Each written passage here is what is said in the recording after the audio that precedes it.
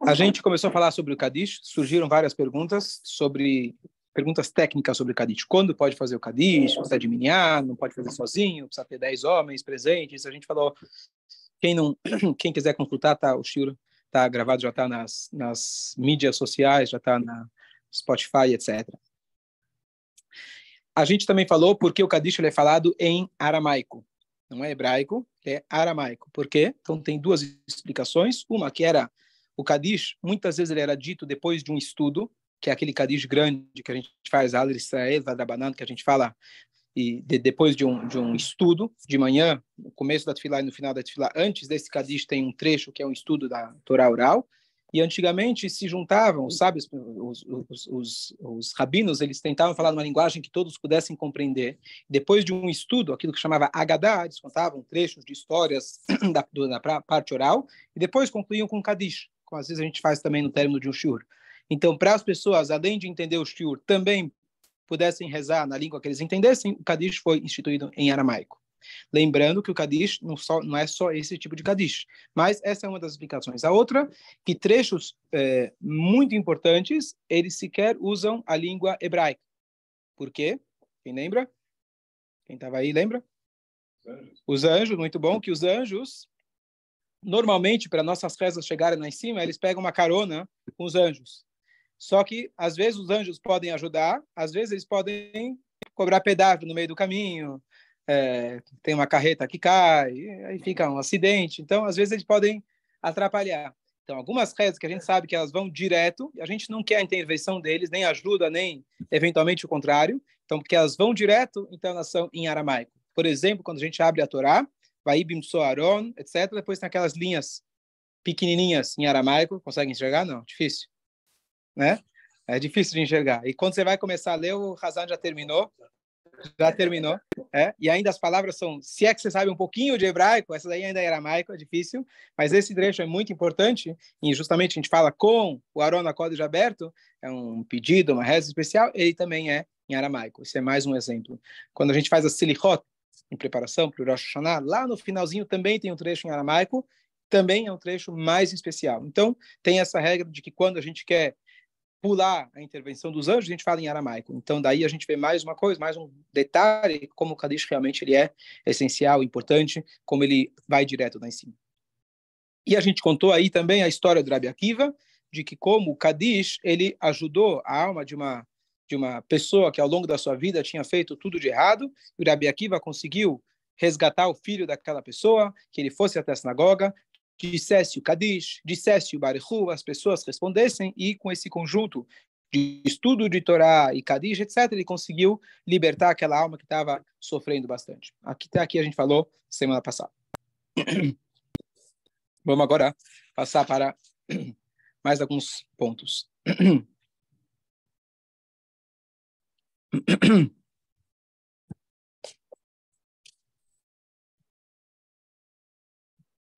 Então, tem uma anedota famosa, está baseada no Midrash, que um dos famosos rabinos das últimas gerações, ele fez uma analogia, ele fez uma analogia com o Kadish. Então, a anedota conta, a parábola conta que havia um rei, que ele saiu do seu palácio, e ele estava andando, caminhando por aí. E ele escuta, de repente, uma pessoa tocando um quinor. Quinor é um violino ou uma harpa, depende da tradução. Antigamente era harpa, hoje é violino. Então ele ouviu alguém tocando esse quinor, essa harpa, e ele gostou muito da música. Ele perguntou para ele, o que você está tocando? Eu estou tocando uma música em honra ao nosso rei. Eu mal conheço ele, eu nunca vi ele, mas eu sei que ele não dorme à noite preocupado conosco. O rei, que não estava apresentado como rei, ficou muito comovido. E ele falou, bom, agora você não é mais um pastor, você é uma pessoa pobre, você agora vai voltar comigo para o palácio, você vai se tornar uma pessoa muito importante. Bom, o tempo passa, o dinheiro sobe na cabeça, a fama e o poder, e ele já começa a se achar. Até que belo dia, ele estava tão à vontade com o rei que ele maltratou o rei. Quem maltrata o rei, a gente falou na última aula, que o rei pode dar para ele, que ele entre com uma cabeça e saia sem uma. Né? E o rei, então, decretou para ele pena de morte. Mas ele concedeu para ele o último pedido. E o último pedido daquele menino foi, olha, eu me lembro daquele momento tão emocionante que o rei ouviu a minha música e ele me adotou, mudou minha vida, estou muito arrependido, eu queria pelo menos ter o privilégio de tocar mais uma vez essa harpa. E aí ele toca essa harpa, e na hora que o rei escuta essa harpa, ele lembra daquele momento onde ele estava chateado, onde estava triste, e essa pessoa foi aquele que realmente encantou, alegrou ele, e ele falou, bom, você está absolvido. Essa é a história do Midrash. Então, tem uma alusão, essa história famosa se compara com o shofar, no Rosh Hashanah, mas ele fez alusão com Amen Yehesh Merabah. Todo Yehudi, ele tem consigo essa harpa.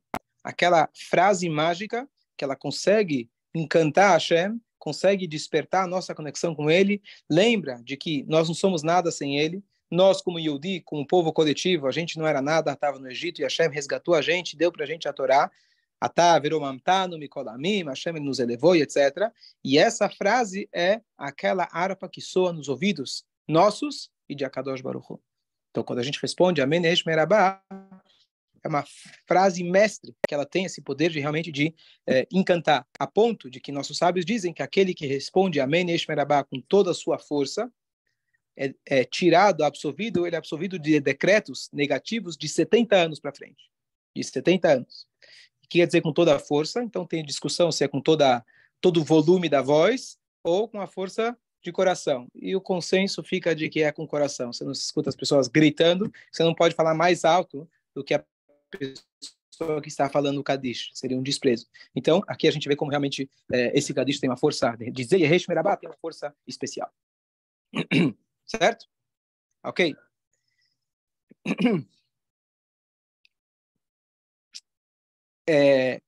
O Kadish, nas palavras Amém, Yesh, Merabah, etc., até o final, especialmente os Faradim, que eles fazem até da Miram Be'alma, tem 18 palavras, tem 28, aliás, palavras. E 28, em hebraico, equivale à palavra Koach. Que quer dizer Koach? Força. Shkoyach, se fala, né? Não é Shkoyach, na verdade é Yasher Koach, mas o Koach significa força. Então, esse Yesh Merabah não é à toa, ele tem um valor numérico o correspondente à palavra força. E aí tem uma alusão interessante.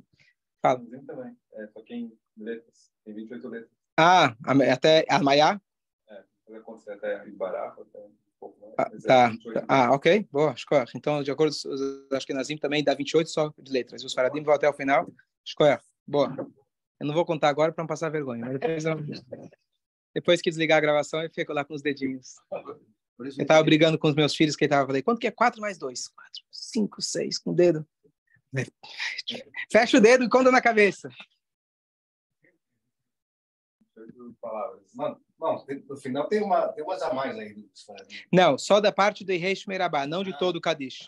O Kadish como um todo, ele também tem letras e palavras precisas, e cada Nussar, ele tem a sua conta, que nem ele falou. Uma é pela letra, outra pelas palavras, e quando, por exemplo, nos 10 dias de Tchuvah, entre Rosh Hashanah e Kippur, que a gente muda um pouco o Kadish, a gente muda uma outra palavra para compensar. Se aumenta uma palavra, se diminui outra, para poder estar, assim, é um número certo, preciso. Leilá Mikol, né? o Leilá Mikol, em vez de Minkol, então você fala, acrescenta o Leilá, mas você, em vez de Minkol, são duas palavras, você junta essas duas, fica Mikol. Quando chegar lá, até lá já esqueceu, então não vale a pena agora. Até lá já passou, se Deus quiser. É isso aí. Aí você vai estar rezando lá na frente, aí tem o Kadish do Hazan. Ok. E aqui tem uma passagem também, quando os...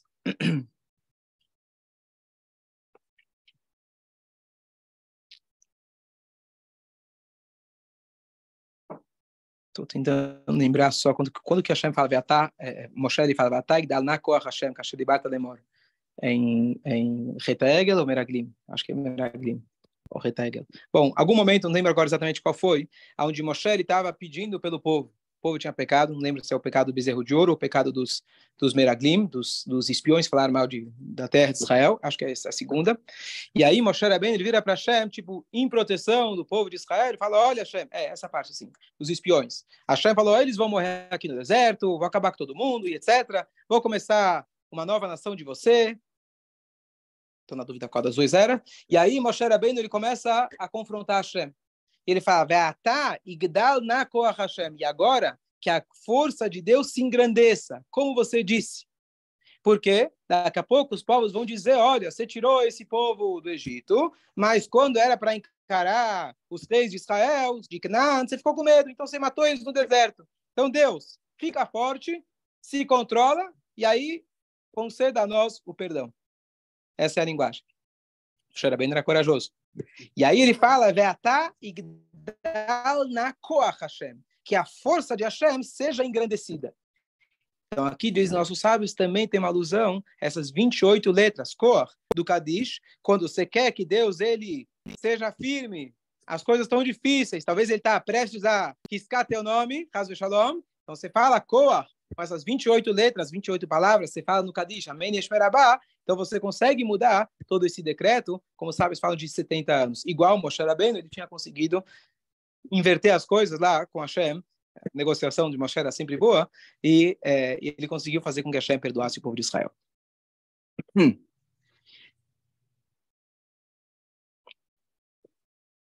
Agora, essa história eu li, muito bonita, tem um rabino famoso em Israel, não sei se ele é vivo ainda, Rav Gifter, da famosa Yeshiva de Tels, uma Yeshiva muito famosa em Israel, e ele, uma vez ele foi convidado por um ex-aluno dele para ir até comemorar o casamento, celebrar o casamento dele. E era fora de Israel. Pelo jeito, era um aluno, não sei, de alto calibre, não sei qual era o critério que ele usava. Acho que um grande Talmid Chacham, sabe, etc. E ele decidiu que ele ia sair da Yeshiva para celebrar o casamento desse aluno dele. E ele ainda, aquele que estava, o menino que ia casar, ainda, não só que pagou para o rabino, ainda pagou para mais 8 pessoas que viessem com eles, que viessem com ele para celebrar o casamento. Tá bom? Eles, então, pegam um avião, saem de Israel, eles iam para determinada cidade nos Estados Unidos, acho que era Nova York, e no meio, na verdade, quando eles iam decolar, ou no meio da viagem, estava com problemas para eles poderem pousar na cidade do destino, não sei se é algum problema do clima, eles acabaram parando em uma outra cidade completamente diferente. Tá bom? Eles pousaram lá, eles tinham planejado chegar a tempo de rezar Minchá no destino deles, e aí eles viram que não ia dar tempo. Eles pararam nesse aeroporto, não lembro o nome da cidade, quando eu vi a história, e aí eles procuram um cantinho para fazer a reza. Só que eles estavam em 8 mais o rabino. 8 mais o rabino. Então, faltava um para o minyan. Tudo bem. Eles, então, alguns aeroportos, aqui no Brasil também tem, às vezes consegue uma salinha ecumênica, digamos assim, uma salinha parve, que serve para esses fins religiosos ou não, uma salinha onde... E eles conseguiram a chave de uma salinha lá e eles foram lá rezar. Lá do lado, tinha um dos caras que estavam empurrando aqueles carrinhos de limpeza. E eles estavam olhando o horário e ficaram pensando, será que a gente encontra outro judeu? Nisso, esse homem que estava empurrando o carrinho, ele vira... Vocês estão precisando de um 10º? Ele fala, sim, justo. Você é Yiddish, né? Aí, claro, ele vai lá, justo, eu preciso fazer um Kaddish. Hoje eu tenho Yurtzeit. Tá bom? E aí eles fizeram o Kaddish, ele fez o Kaddish, fizeram o Minchá, e quando eles terminam, ele diz o seguinte, olha, na verdade, eu moro aqui nessa cidade, não tem sinagoga, não tem comunidade, e eu não sei se eu conheço mais 1 ou 2 judeus que moram por aqui. Meu pai faleceu faz muitos anos, só que ontem à noite ele veio no meu sonho. Ele falou que eu preciso fazer o Kaddish. E como que eu vou fazer o Kaddish? E agora eu entendi que meu pai lá em cima mexeu os pauzinhos para chover lá em Nova York, para que o avião mude a rota, ele trouxe o minyan até aqui para poder fazer o Kaddish. Olha a força de uma alma lá em cima, que ela conseguiu mudar todo o rumo para que eles pudessem realmente responder o amém do Kaddish dele. Que é a importância? Aí o casamento já é secundário. Agora entendeu por que ele saiu de Israel.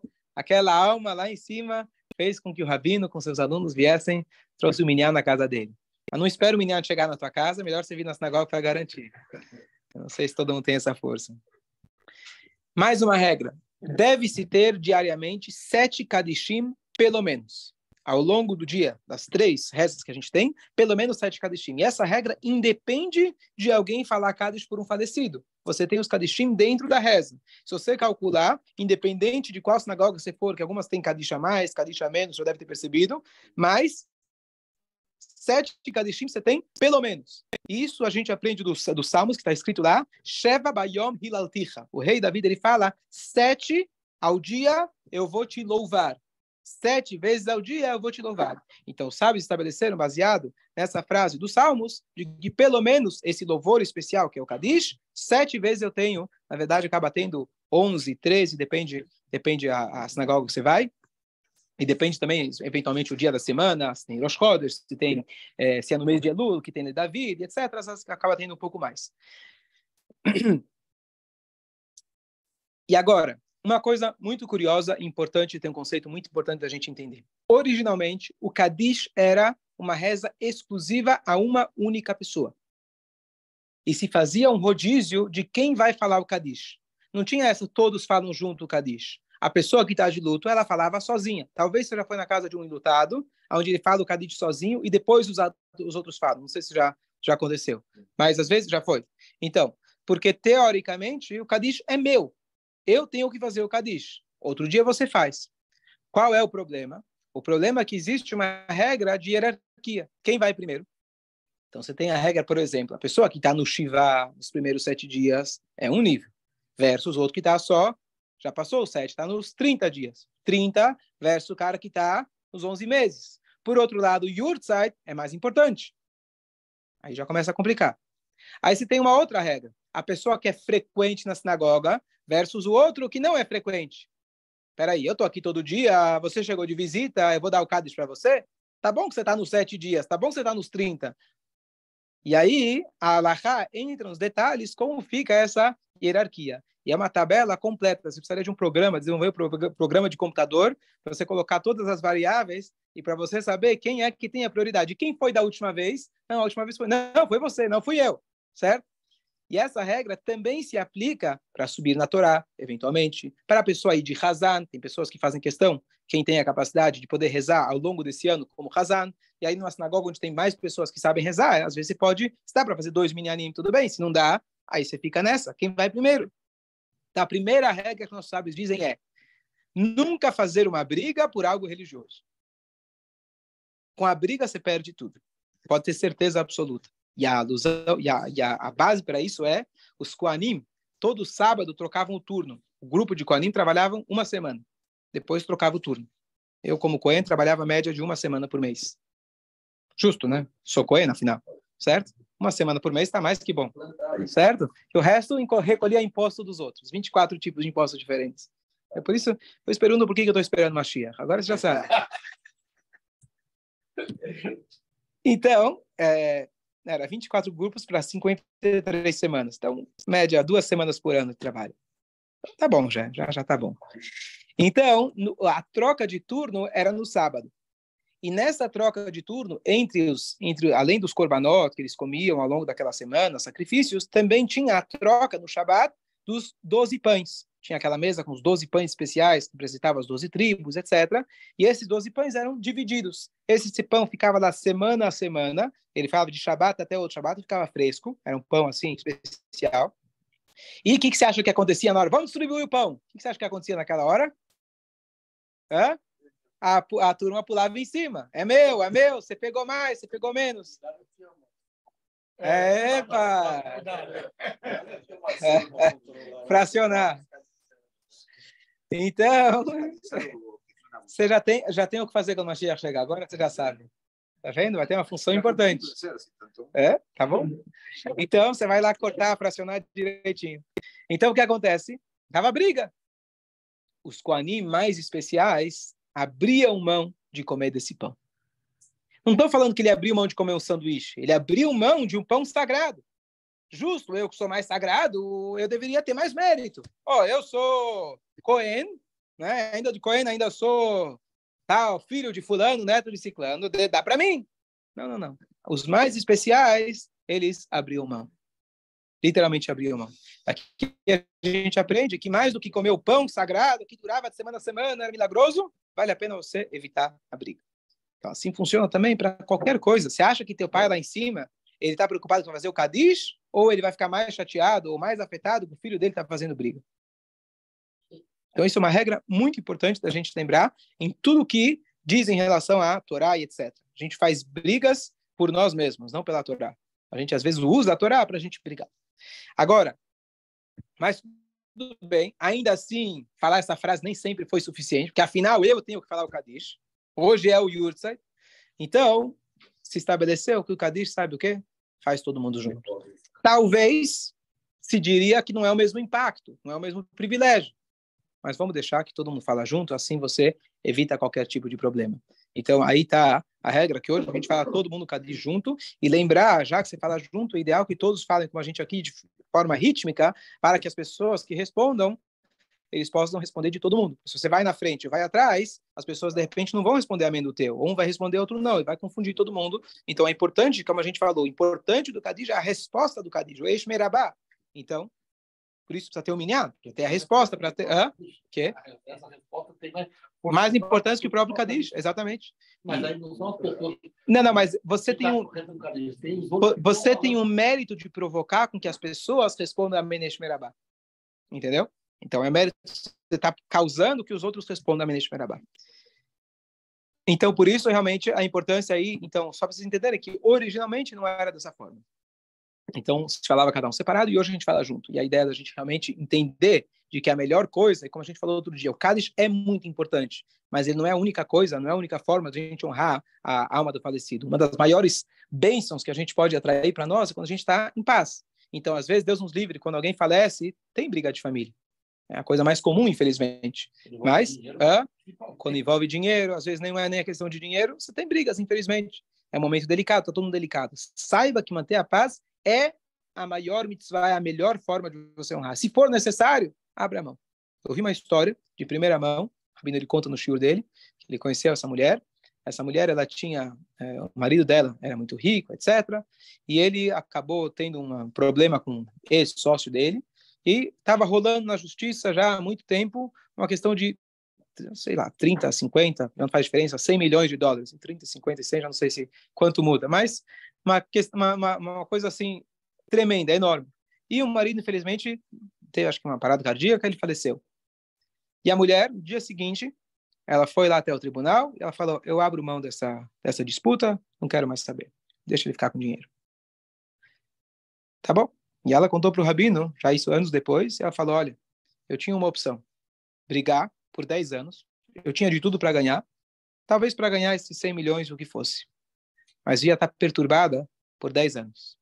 Prefiro colocar minha cabeça no travesseiro tranquila, vou viver uma vida mais apertada, mas eu vou estar tranquila. Isso é sabedoria. Isso é sabedoria. Então, essa história fica porque, infelizmente, a gente escuta muitas histórias de briga por herança e etc. É claro que é fácil eu contar essa história. Quando tá apertado e você sabe que você tem uma coisa a receber e você tem alguém que está tirando alguma coisa que você acha que é sua ou que não é sua e etc. Tem situações onde os filhos estão brigando e o velho nem morreu ainda. Mas já brigaram, já de olho na fortuna do velho que ainda não morreu. Então, a gente entender realmente o que tem valor na vida, a gente se trabalhar para a gente colocar na balança se o nosso bem-estar emocional vale realmente esse dinheiro.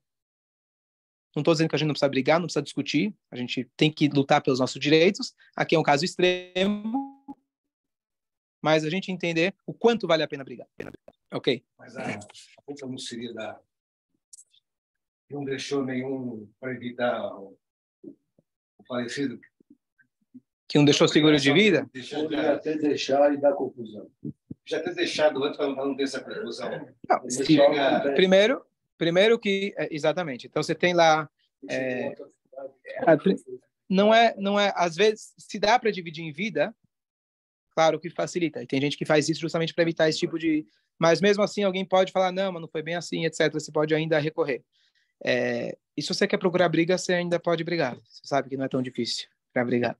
Eu não sei os detalhes do caso exato, mas é um ponto que a gente pode aplicar em várias áreas da nossa vida, não só em herança, mas várias áreas da nossa vida, a gente abrir mão e, mas eu sou trouxa, você é bobo, você está perdendo dinheiro. Às vezes estou perdendo dinheiro, mas estou ganhando tranquilidade. Aconteceu isso comigo, literalmente. Isso que você acabou de contar. Aconteceu comigo. E você ganhou tranquilidade. Se eu tinha empresa, a empresa era minha. Bom exemplo. Ok.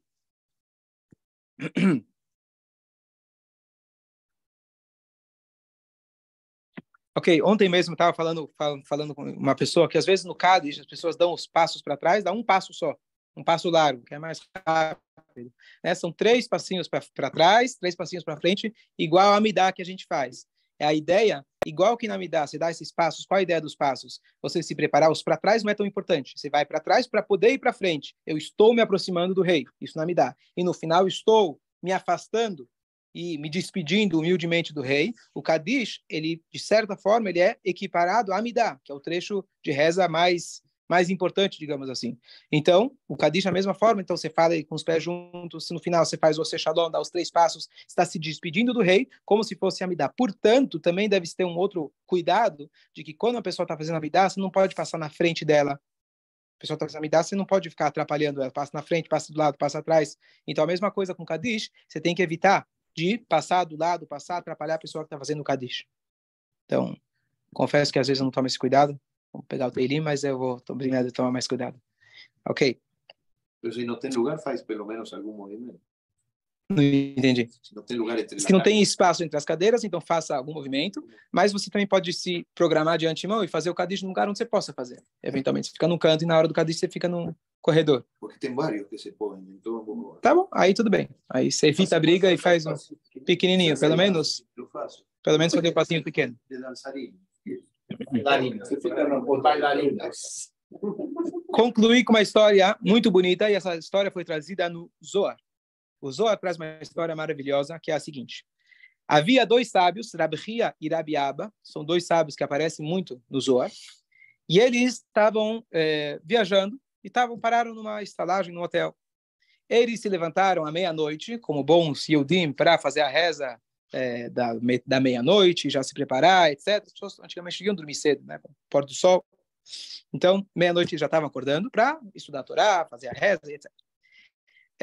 Eles, então, a filha do dono lá da estalagem, ela viu que os rabinos se levantaram e ela rapidamente foi preparar as velas para eles poderem ter luz, para poderem rezar, estudar, o que for.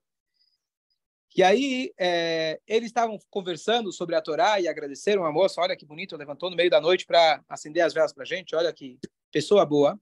E ela, então, ela começou a chorar. O que você está chorando? E aí, o pai dela, nesse interim, levanta, e ele fala para os sábios, olha, a minha filha se casou com uma pessoa que a gente esperava que ele era um grande sábio, uma pessoa muito importante, e a gente se decepcionou. E ela está chateada. Qual que é a história? Ele falou, olha, a gente estava um dia na sinagoga, e a gente eu vi, um jovem rapaz, a linguagem é que ele pulou do telhado, que ele viu que estavam começando o Kadish, Reish Merabá, para poder responder o Reish Merabá. Não sei se ele pulou do telhado, literalmente, não é uma receita para a gente copiar, mas, ou seja, ele foi lá, deu um pulo muito grande para poder pegar o Kadish, saiu correndo para poder pegar o Kadish, para escutar o Kadish, responder Reish Merabá, e a gente falando, quando a gente viu essa atitude dele, a gente falou, esse é o cara que eu quero para minha filha. A pessoa que teve essa coragem, essa agilidade para responder a Reish Merabá, a gente pegou ele. Com certeza deve ser um grande sábio, ele sabe da importância, ele dá importância. Ok? E aí, a gente fez o casamento, no estilo antigo, quer dizer, nem se encontraram, nem nada. Não. E aí, ele sequer Birkat Hamazon, na reza das comidas, ele sabe fazer. A gente pensou que era um grande sábio, e agora nem o básico. E a gente está muito, muito, muito chateado. Enquanto isso, o que estava sendo dito a respeito dele, o cujo dito cujo, acordou. E ele ouviu a conversa. Acho que já estava lá atrás da porta escutando o que estava falando dele. Você percebe, né, quando fala de você.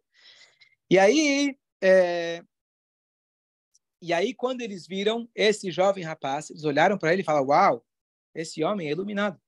Eu não estou entendendo o que vocês estão falando dele, que ele não sabe nada. Esse rapaz é muito iluminado. Eu estou vendo que a face dele está cheia de Torá. Ele, ou pelo menos, talvez, nas futuras gerações, o filho dele vai ser um grande sábio. Isso falou um dos sábios, Rabi Yossi, estava sentado lá. Eles tinham essa sensibilidade. Bom, Então o jovem falou, tá bom, eu posso falar algumas palavras de Torá? Por favor. Aí ele soltou. E os sábios que estavam lá, eles ficaram chocados com o nível de sabedoria daquele jovem rapaz. E aí ele conta, eu vou te contar por que eu não demonstrei isso até agora. Eu sou da Babilônia. E eu sou filho de um rabino conhecido na época chamado Rav Safra. Safra? Ele tinha safra de sabedoria. E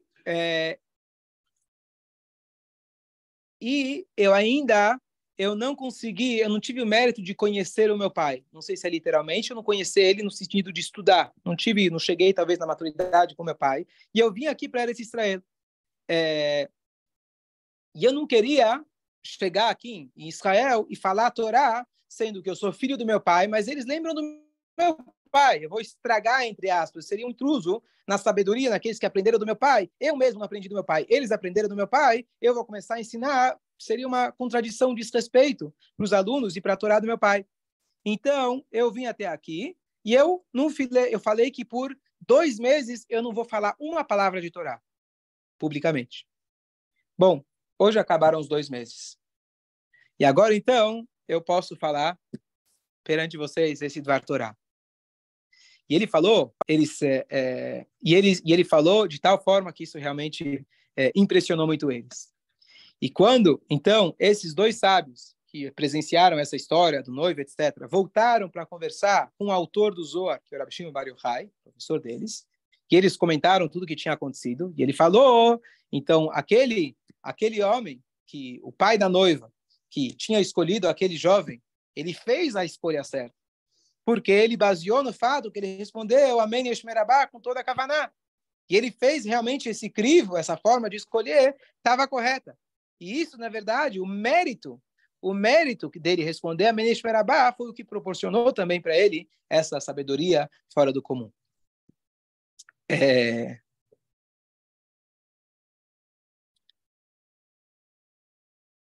E aqui a gente aprende, então, aqui o Shulchan Aruch, Código de Lei Judaico, ele fala para a gente que a gente não só deve responder a Menesh Merabá, devemos correr para responder a Menesh Merabá. Então, às vezes você está lá na esquina, você vê, falta 30 segundos para começar, tá bom, até lá eu chego no meio, chego para o meio, para o final, eu pego a parte principal, eu pego.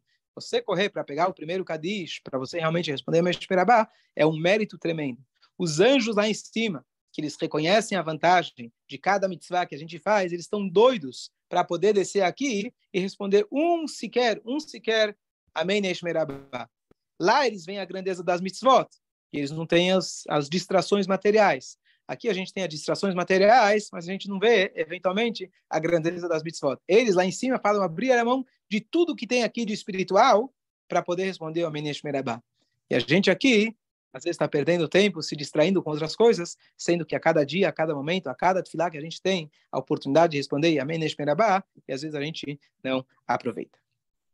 Tem algum outro motivo que você fala, Gades, no seu ente querido? Sim, tem uma coisa muito bonita. Eu comentei na aula passada de que a gente está falando que Deus ele pede na Torá que eu seja glorificado dentro do povo de Israel.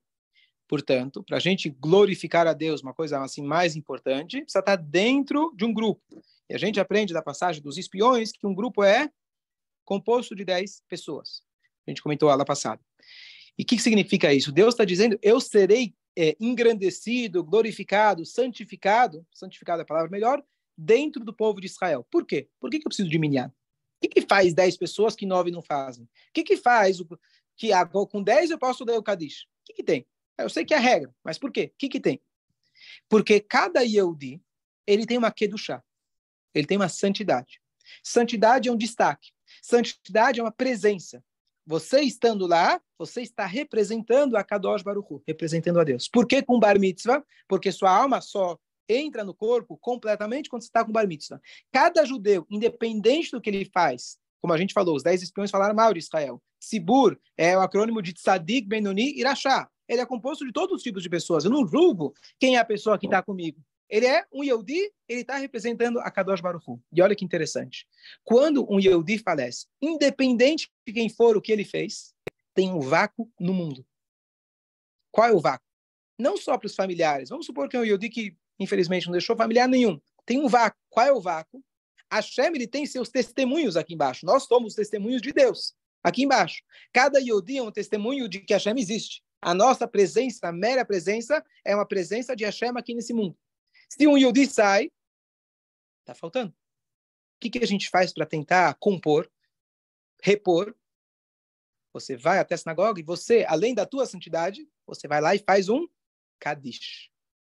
Lembra, a gente falou, Venik Dashti, Deus é santificado. Então, o que você faz para tentar preencher aquele lugar que está faltando? Então, você, além da sua aqui do chá, você tenta preencher com uma reza que ela está fazendo o quê? Engrandecendo o nome de Hashem. Então, por isso, o filho, parente, etc., que vai lá falar o Kadish, aí está a ligação muito forte com a ideia do falecimento, mesmo que o Kadish não fala nada de falecimento, porque a ausência da pessoa, a maior ausência, é a falta da alma da pessoa. Eu sei que a gente sente falta do corpo da pessoa, da interação física, mas mesmo no aspecto espiritual, apesar que a alma é contínua, mas na presença dela nesse mundo, ela está limitada agora. Ela está ausente, de certa forma. Mesmo a alma, não só o corpo. Está certo que ela está contínua, a gente pode se conectar com ela, etc. Mas ela não está dentro de um corpo físico de forma que ela possa interagir, a alma possa interagir conosco. Então, falta essa revelação de Hashem. Você vai lá e faz o Kadish, e esse Kadish permite com que aquela ausência daquela pessoa, daquele ente, ele possa estar ainda aqui presente. Ok? Que o nome de Hashem seja engrandecido para sempre, e isso vai se concretizar da maneira mais completa possível, com a vida de Mashiach, que seja hoje, primeiro, amém? Amém? Ok? Bom dia a todos.